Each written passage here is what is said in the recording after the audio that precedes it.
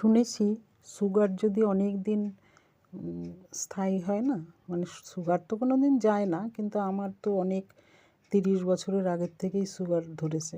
তা সেটা আস্তে আস্তে নাকি বেশি দিন থাকতে থাকতে নার্ভের অসুখে পরিণত হয় শুনেছি। কিন্তু এখন আমি নিজেকে দিয়ে বুঝতে পারছি বোধহয় কথাটা ঠিক, কারণ আমার এখন পায়ের আঙুল টাঙুলগুলো কেমন বেঁকে আসছে, হাতগুলোও তাই, আর নাড়াতে পারছি না। এমনি হাঁটুর ব্যথা তো অস্টিও আর্থ্রাইটিস আমার আছে, কিন্তু সেই ব্যথাটা একটা অন্যরকম, আর এই ব্যথাটা একটা অন্যরকম। তাই যাই হোক, কাল আমি পরশুদিন রাত থেকে খুব কষ্ট পাচ্ছিলাম বলে আমি যেই ডাক্তার দেখাই, সেই ডাক্তার কাল হসপিটালে ছিল আউটডোরে, আমি সেখানে দেখাতে গিয়েছি।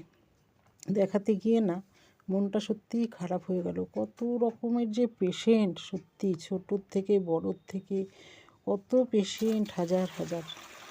সত্যি অনেক পরিষেবা পায় সরকারি হাসপাতাল থেকে।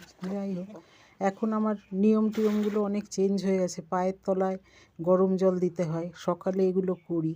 গরম আর ঠান্ডা জল মিশিয়ে পায়ের শেপ টেপ কেমন চেঞ্জ হয়ে যাচ্ছে, পাগুলো কালো কালো হয়ে যাচ্ছে, ফুলে যাচ্ছে। তা গরম জলে পা মিনিট 15 চুবিয়ে রাখি, এতে নাকি ব্লাড সার্কুলেশনটা ভালো হয়।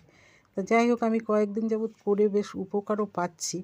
জানি না ওষুধে কিনা বা এই টোটকায় কিনা বলতে পারছি না, কিন্তু ভালোই উপকার পাচ্ছি। উষ্ণ গরম জলে আমি পা ভিজিয়ে রাখি 15 মিনিটের মতন। এখানে তো অনেক সময় যায়।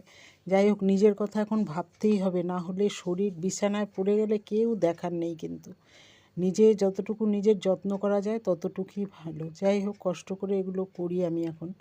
তা ভিজিয়ে রেখে আর সকালে আমি এখন একটু ওই লেবু জলটাও খাই।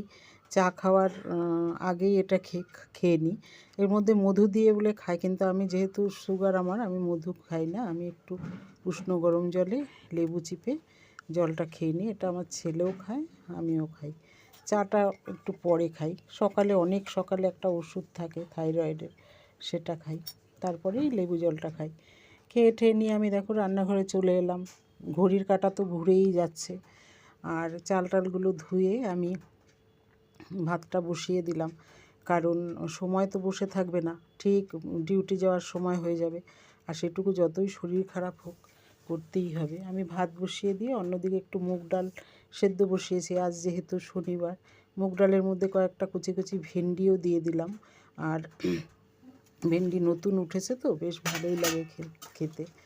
আর করব এঁচোড়টা কেটে দেখো ভাপাতে বসিয়ে দিয়েছি একটু লবণ হলুদ দিয়ে। আর একদম টাটকা তো গাছের এঁচোড়,